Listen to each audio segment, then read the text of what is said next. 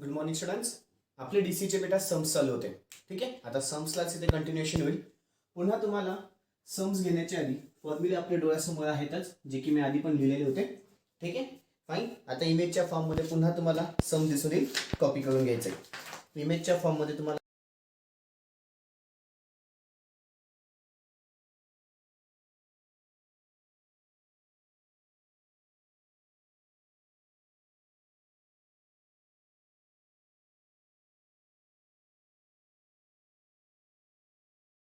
सम दिसून येईल, कॉपी करून घ्यायचं आहे. काय म्हणतोय बेटा फर्स्ट सम? आता आजचं फर्स्ट सम काय म्हणतोय? अ single phase has 400 primary windings. Primary winding म्हणजे N1 ची किंमत किती दिली बेटा? 400. ठीक आहे, 400 primary windings and 800 secondary turns. N2 ची किंमत, सेकंडरी म्हणजेच N2 आला बेटा. प्रायमरीची किंमत 400 टर्न्स आहे, सेकंडरीची किंमत 800 टर्न्स आहे. ठीक आहे, okay. The net cross sectional एरियाची पण किंमत तुला देऊन दिलेली किती बेटा? 40 सेंटीमीटरचा स्क्वेअर. 40 सेंटीमीटरचा स्क्वेअर म्हणजे 40 इंटू द 10⁻⁻² ब्रॅकेटचा स्क्वेअर. आठवतं बेटा सगळ्यांना? सेंटीमीटरचा स्क्वेअर म्हणजेच मग हे किती झालं? 40 इंटू 10⁻⁻4 मीटरचा स्क्वेअर.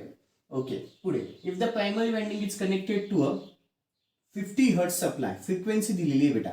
किती hertz? 50 hertz supply at a voltage of at 500 voltage. व्होल्टेजची किंमत म्हणजेच V1 म्हणा किंवा E1 म्हणा ची किंमत मला किती दिली आहे? 500 व्होल्ट दिलेली आहे. ठीक आहे, calculate the peak value of the flux. Peak value of the flux म्हणजेच φm बेटा.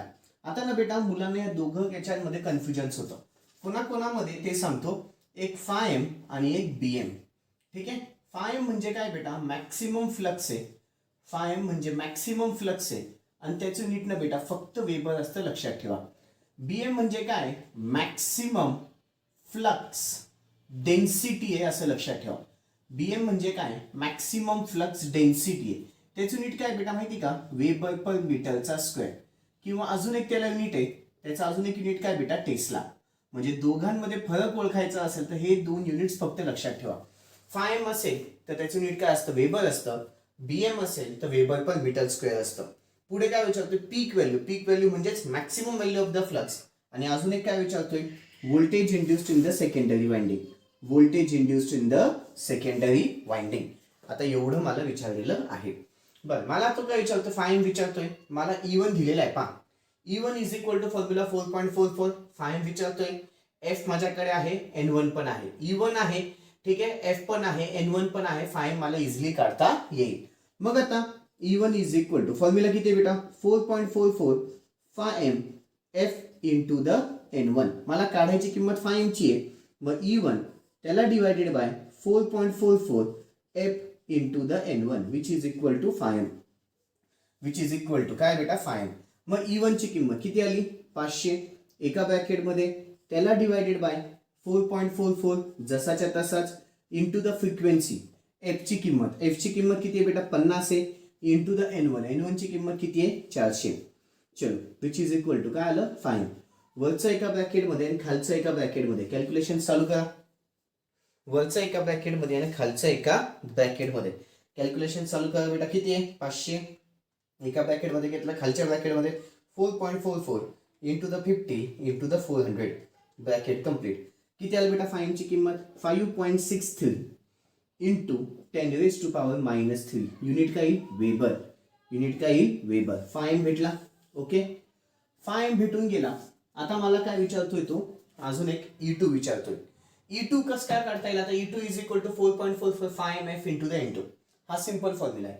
E2 इज इक्वल टू किती असतं? 4.44 φm F into the N2. मग आता E2 is equal to formula काय? 4.44 φm F into the N2 which is equal to 4.44 φm मी आत्ताच काढला. किती आहे बेटा? 5.63 इंटू 10⁻⁻3. ठीक आहे, इंटू द फ्रिक्वेन्सी माझ्याकडे होतीच 50 इंटू द N2 माझ्याकडे दिलेला आहे बेटा. कितीचा आहे तो? 800. N2 ची किंमत किती आहे? 800. चलो, E2 ची किंमत कॅल्क्युलेशन्स करा. काय बेटा? 4.44 into the 5.63 into 10⁻⁻3 into the 50 into the 800 किती आलं 999.888 999.888 म्हणजेच नियरली इक्वल टू किती आलं बेटा 1000 काय इथे वोल्ट 1000 वोल्ट E2 ची किंमत अशी काढता आली. ठीक आहे. E2 ची किंमत काढायला अजून एक वेगळी पद्धत आहे बेटा. E2 ची किंमत काढायची असेल तर मी ऑल मध्ये तुम्हाला दाखवतोय. फॉर्म्युला कुठला बेटा माझ्याकडे E2 upon E1 is equal to माझ्याकडे N2 अपॉन N1 हा पण फॉर्म्युला आहे.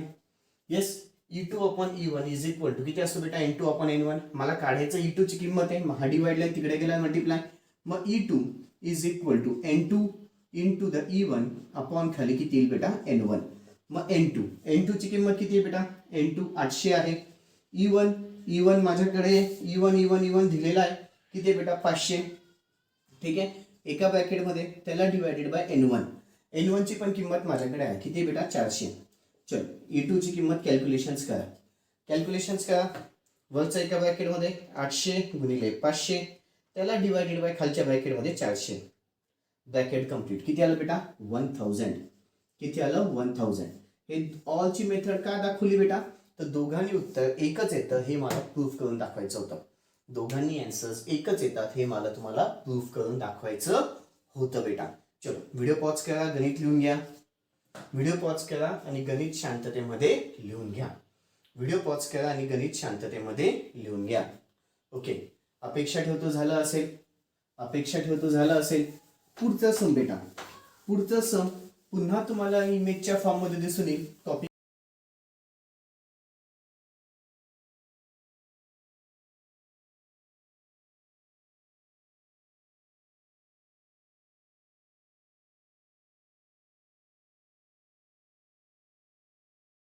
करून घ्यायचंय. पुढचं सम पुन्हा तुम्हाला इमेजच्या फॉर्म मध्ये दिसून येईल कॉपी करून घ्यायचंय. काय म्हणतोय बेटा आता ते बघा. नेक्स्ट सम आपलं आजचं काय म्हणतोय तो ते बघा. A single phase transformer has 300 turns on its प्रायमरीला किती आहेत बेटा 300 टर्न्स आहेत. ठीक आहे. प्रायमरी साठी 300 टर्न्स आहेत. पुढे अँड 750 टर्न्स ऑन इट्स सेकंडरीला किती आहे बेटा 750 टर्न्स आहेत सेकंडरीला. ठीक आहे. पुढे द मॅक्सिमम फ्लक्स डेन्सिटी म्हणजे BM दिलेला आहे बेटा. लक्षात आलं. BM ची किंमत किती म्हणतोय तो 1 weber per metre square. Calculate पहिल्या याच्यात काय म्हणतोय नेट क्रॉस सेक्शनल एरियाची किंमत सांग. पहिल्या याच्यात काय विचारतोय तो एरियाची किंमत सांग. सेकंड याच्यात काय विचारतोय EMF required in the secondary side म्हणजे E2 ची किंमत in the secondary side the transformer is connected to the single phase transformer is connected आहे. Single phase transformer is connected म्हणजे ती प्रायमरीची किंमत दिलेली बेटा. डायरेक्ट प्रायमरी साइड नाही बोलला तो कनेक्टेड आहे ना. कनेक्टेड म्हणजे ऑटोमॅटिकली ओळखता आला पाहिजे ती किंमत कुठली माझी प्रायमरी साइडची. प्रायमरी साइडला E1 त्यांनी दिलेला आहे. E1 ची किंमत किती म्हणतोय तो 400 वोल्ट आणि फ्रिक्वेन्सी किती दिली बेटा 60 हर्ट्ज. बरं आता मला एरिया काढायचा आहे. एरिया काढण्यासाठी φm/a हा फॉर्म्युला एरिया याच्यातच आहे राईट. एरिया जर काढायचा असेल तर मला BM माहिती पाहिजे आणि φm माहिती पाहिजे. तर BM माझ्याकडे आहे राईट. एरिया काढायचा असेल तर मला BM पण माहिती पाहिजे φm पण माहिती पाहिजे राईट. तर BM माझ्याकडे आहे. काय नाहीये बेटा माझ्याकडे आता φm नाहीये. मग φm काढायच्या मागे लागा. φm कसं काय करता येईल E1 is equal to 4.44 φm f आहे इंटू द N1 पण आहे म्हणजे त्याच्यावरनं φm भेटेल. पहा आता E1 इज इक्वल टू माझ्याकडे फॉर्म्युला आहे 4.44 φm f into the N1 हा फॉर्म्युला लिहिला. याच्यामध्ये मला फक्त φm नाही माहितीये. E1 माझ्याकडे आहे हे पहा 4.44 कॉन्स्टंट आहे. फ्रिक्वेन्सी 60 आहे. N1 ची किंमत 300. मग E1 त्याला डिवाइडेड बाय खाली 4.44 f into the N1 which is equal to काय आलं बच्चा लोक φm. मग आता E1 ची किंमत E1 किती आहे बेटा 400 एका ब्रॅकेट मध्ये घेतला त्याला डिवाइडेड बाय 4.44 फ्रिक्वेन्सीची किंमत किती आहे 60 आहे. फ्रिक्वेन्सीची किंमत किती आहे बेटा 60 आहे इंटू द N1 ची किंमत किती आहे 300. चलो which is equal to φm. Calculations करा. वरच्या एका ब्रॅकेट मध्ये खालच्या एका ब्रॅकेट मध्ये आणि खालच्या एका ब्रॅकेट मध्ये कॅल्क्युलेशन स्टार्ट करा बेटा. वरच्या एका ब्रॅकेट मध्ये आणि खालच्या एका ब्रॅकेट मध्ये किती बेटा 400 ब्रॅकेट कंप्लीट त्याला divided by 4.44 into the 60 into the 300 bracket complete. 5.00 into 10 raised to minus 3 किती आलं बेटा 5 ची किंमत 5.00 into 10 raised to power minus 3 5.00 into 10 raised to power minus 3 5.005 5.005 into 10 raised to power minus 3 काय बेटा वेबर. ही कोणाची किंमत आली 5 ची. कॅल्क्युलेशन्स पुन्हा एकदा बघून घेतो. 400 त्याला divided 4.44 into the 60 into the 300 5.005 into 10 raised to power minus 3 5 भेटलं. आता माझ्याकडे ऍड्स फॉर्म्युला आहे BM is equal to formula किती बेटा 5/a आहे. BM is equal to 5/a. मला एरियाची किंमत काढायची डिवाइड इकडे आला मल्टिप्लाय इकडे आली होती डिवाइड. मग एरिया इज इक्वल टू किती आलं बेटा 5/BM 5/BM. 5 ची किंमत 5.005 into 10 raised to power minus 3 त्याला डिवाइडेड बाय BM. BM ची किंमत किती आहे 1. मग एरियाची किंमत कुठलीही संख्या किंवा वरच्या एका ब्रॅकेटमध्ये खालच्या एका ब्रॅकेटमध्ये घ्या. एरियाची किंमत भेटेल 5.005 into 10 raised to power minus 3 मीटरचा स्क्वेअर. ही कुठली किंमत झाली बेटा एरियाची. ही कुठली किंमत झाली एरिया. एरिया भेटला. आता मला E2 काढायचा आहे. E2 साठी माझ्याकडे फॉर्म्युला 4.44 फायम माझ्याकडे आहे. F पण आहे हो फ्रिक्वेन्सी दिलेली आहे. N2 पण दिलेला आहे. सिंपल ठीक आहे. किंवा E2 हा फॉर्म्युला पण असेल E2/E1 is equal to N2/N1 E2/E1 is equal to N2/N1 हा फॉर्म्युला यूज केला तरीही चालेल. मागच्याच गणितामध्ये दाखवून दिला. हा फॉर्म्युला वापरा नाही तर हा फॉर्म्युला वापरा कुठलाही यूज करा. हा सोपा वाटतोय हा टाकून देतो. E2 इज इक्वल टू माझ्याकडे फॉर्म्युला आहे 4.44 5m F into the N2 which is equal to पुन्हा 4.44 5m म्हणजेच 5.005 into 10 raised to power minus 3 frequency 68 into the N2. N2 ची किंमत किती आहे बेटा 750. N2 ची किंमत किती आहे 750. चलो कॅल्क्युलेशन्स करा. E2 ची किंमत भेटेल किती आहे बेटा ते 4.44 into the 5.005 into 10 raised to power minus 3 ठीक आहे into the 60 into the 750 किती आलं बेटा 999.999 म्हणजेच ते कॅन्सर किती आहे बेटा 1000. 999.999 म्हणजेच किती आलं 1000. 999.999 म्हणजेच नियरली इक्वल टू द किती आलं बेटा 1000 volt. Nearly equal to the किती आलं बेटा ते 1000 वोल्ट. चलो व्हिडिओ पॉज करा गणित लिहून घ्या. व्हिडिओ पॉज करा गणित लिहून घ्या. व्हिडिओ पॉज करा आणि गणित शांततेमध्ये लिहून घ्या. व्हिडिओ पॉज करा आणि गणित शांततेमध्ये लिहून घ्या.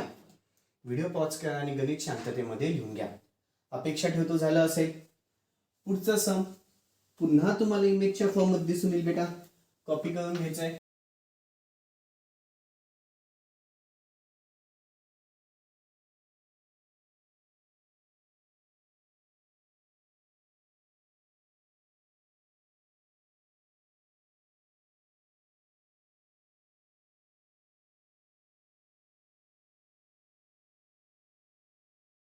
कॉपी करून घ्यायचंय. काय म्हणतंय बेटा आता ते पहा. The core of 100 kVA kVA ची किंमत दिली. kVA ची किंमत किती दिली बेटा 100 kVA. याला kVA मध्येच ठेवा कन्वर्ट करत बसू नका. Comma 1000/550 volt. याचं मिनिंग काय 1000/550 वोल्ट म्हणजेच काय बेटा E1 ची किंमत 1000 वोल्ट आहे. ठीक आहे. पहिली किंमत ही E1 ची असते. दुसरी किंमत ही E2 ची असते लक्षात ठेवा. पहिली किंमत ही E1 ची असते. दुसरी किंमत ही E2 ची असते लक्षात ठेवा. फ्रिक्वेन्सीची पण किंमत दिलेली आहे किती आहे बेटा 50 हर्ट्ज. पुढे single phase core transformer has a cross sectional area. Area देताना वेगळ्या स्टाईलने दिलाय 20 centimetre into the 20 centimetre. 20 into 20 म्हणजेच काय आलं बेटा 400 सेंटीमीटरचा स्क्वेअर. पुन्हा conversion 400 into 10 raised to power minus 2 ब्रॅकेटचा स्क्वेअर म्हणजेच 400 into 10 raised to power minus 4 मीटरचा स्क्वेअर. हा महत्वाचा मुद्दा होता ह्या गणिताचा. एरिया कसा काढला कळालं. 20 सेंटीमीटर इंटू 20 सेंटीमीटर दिलेलं होतं त्याचं मी सोडवलं 20 गुणिले 20 400 येतं. 400 सेंटीमीटरचा स्क्वेअर झाला. सेंटीमीटरच्या स्क्वेअरचं कन्वर्शन केलं आणि मग मला फायनल उत्तर एरियाचं भेटलं.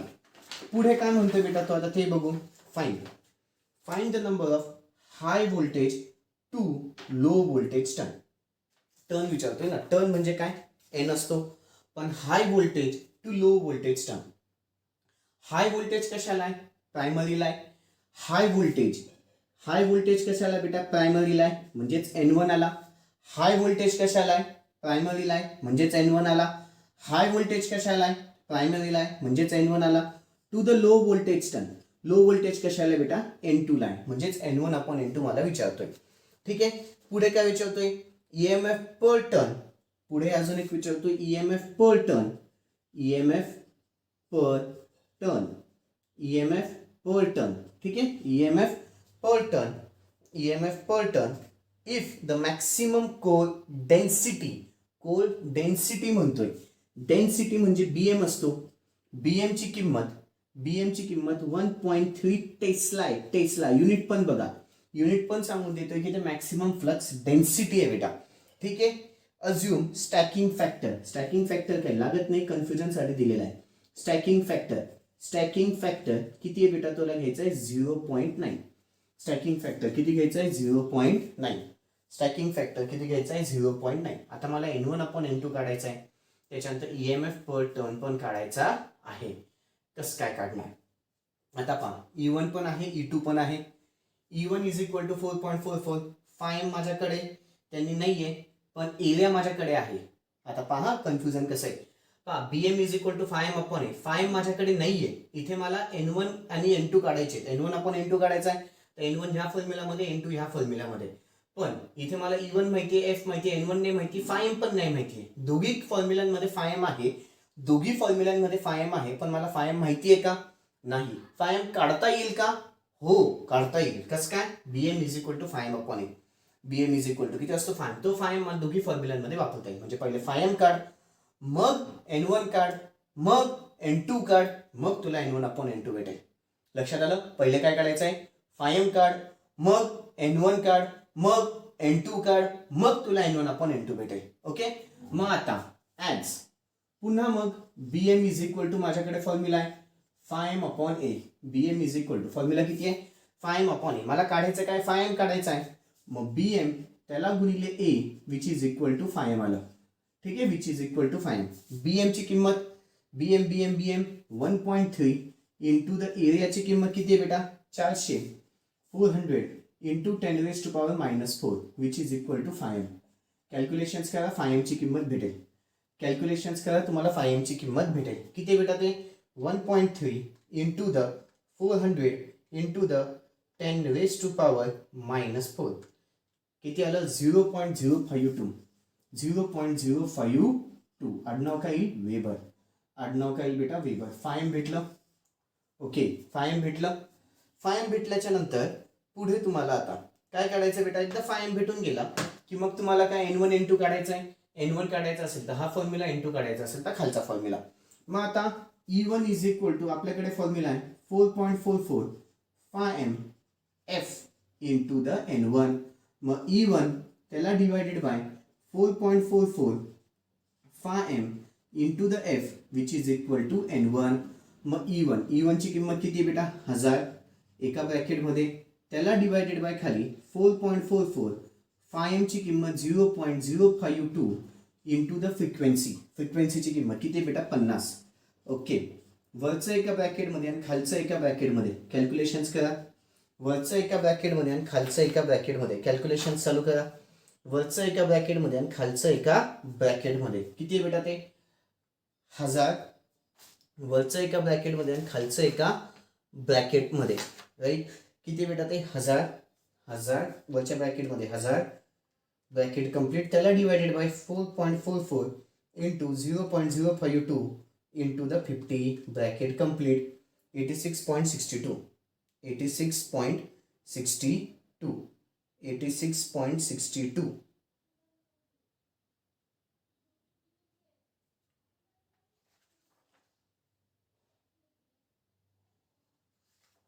ओके. N1 ची किंमत किती आली, 86.62. यालाच नियरली इक्वल टू आपण काय लिहू शकतो बेटा, 87 टर्न्स. यालाच नियरली इक्वल टू काय लिहू शकतो, 87 टर्न्स. का, 5 पेक्षा पुढची किंमत आहे म्हणून किती आलं, 87 टर्न्स. N1 भेटला तसंच आता मला काय काढायचं बेटा, N2 काढायचं असेल तर E2 is equal to 4.44 5m F into the N2. मग E2 त्याला divided by 4.44 F 5m into the F which is equal to N2. E2 ची किंमत किती आहे बेटा, 550 एका ब्रॅकेटमध्ये, त्याला divided by 4.44 into the 5m 0.052 into the frequency. फ्रिक्वेन्सीची किंमत 50 आहे बेटा, 60 नाही आहे, सॉरी. फ्रिक्वेन्सीची किंमत 50 which is equal to N2. चलो कॅल्क्युलेशन्स करा, N2 ची किंमत भेटेल. पुन्हा आता वरच्या एका ब्रॅकेटमध्ये 550 ब्रॅकेट कंप्लीट, त्याला डिवायडेड बाय खालच्या ब्रॅकेटमध्ये 4.44 into 0.052 into the 50 bracket complete. 47.64 tons, म्हणजेच नियरली इक्वल टू किती आलं बेटा, 48 tons. Nearly equal to the किती आलं, 48 टन्स. 5 पेक्षा जास्त आहे म्हणून त्याला 48 लिहिला. ठीक आहे. बरं, मला विचारतो काय तो, N1 अपॉन N2 विचारतोय. N1 upon N2 primary winding turns to the secondary winding turns. Primary वाइंडिंगची संख्या किती आली आहे, 87. त्याला डिवायडेड बाय खाली किती आहे, 48. 87 त्याला डिवायडेड बाय 48. 87 डिवायडेड बाय 48 किती आलं बेटा, 1.8125. ही कशाची किंमत आली, N1 अपॉन N2. ही कशाची किंमत आली, N1 अपॉन N2. आता मला EMF पर टर्न पण विचारतोय तो. EMF पर टर्न 2 उत्तर येतील बेटा याचे. पहिलं उत्तर पहा, EMF पर टर्न म्हणजेच मला E1 अपॉन N1 असं विचारलेलं असेल. E1 upon N1. E1 ची किंमत 1000 आहे. ठीक आहे. आणि N1 ची किंमत आपण काढली आहे. N1 ची किंमत आपण काढली आहे 87. चलो कॅल्क्युलेशन्स करा. 1000 भागिले 87. 1000 भागिले 87 किती आलं बेटा, 11.49. 11.49 EMF पर टर्न. हे पहिलं झालं. अजून एक विचारतो मला EMF पर टर्न. मग EMF पर टर्न अजून एकासाठी निघेल, तो म्हणजे कुठले बेटा, E2 अपॉन N2 असं पण येईल. E2 ची किंमत 550 आहे. ठीक आहे. त्याला डिवायडेड बाय N2 ची किंमत किती बेटा, 48. कॅल्क्युलेशन्स करा. 550 त्याला डिवायडेड बाय 48 पुन्हा 11.45 त्याच्याच जवळपास आलं बेटा. पहा त्याच्याच जवळपास येतं, जवळजवळ किती आलं, 11.45. चलो व्हिडिओ पॉज करायचा आहे. पुढचं गणित लिहून घ्यायचं बेटा, हे थर्ड सम. व्हिडिओ पॉज करा, हे पण सम लिहून घ्या. व्हिडिओ पॉज करा, हे पण सम शांततेमध्ये लिहून घ्या. व्हिडिओ पॉज करा, हे पण सम शांततेमध्ये लिहून घ्या. व्हिडिओ पॉज करा, हे पण सम शांततेमध्ये लिहून घ्या. ओके. अपेक्षा ठेवतो सम झाला असेल. पुढचं सम बेटा पुन्हा तुम्हाला इमेजच्या फॉर्ममध्ये दिसून येईल. कॉपी करून घ्यायचं आहे. पुढचं सम पुन्हा तुम्हाला इमेजच्या फॉर्ममध्ये दिसून येईल.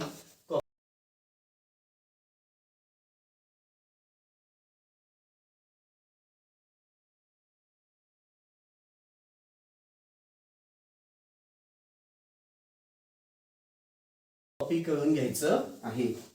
पुढचा सम पुन्हा तुम्हाला इमेजच्या फॉर्म दिसेल, कॉपी करून घ्यायचंय. अपेक्षा ठेवतो झालं असेल. काय म्हणतोय बेटा ते बघा आता. अ single phase transformer has 350 and 1050 secondary turns. म्हणजे पहा N1 ची किंमत किती म्हणतोय तो, 350 आणि N2 ची किंमत किती म्हणतोय, 1050 टर्न्स. दोघीकडे टर्न्सच आहे.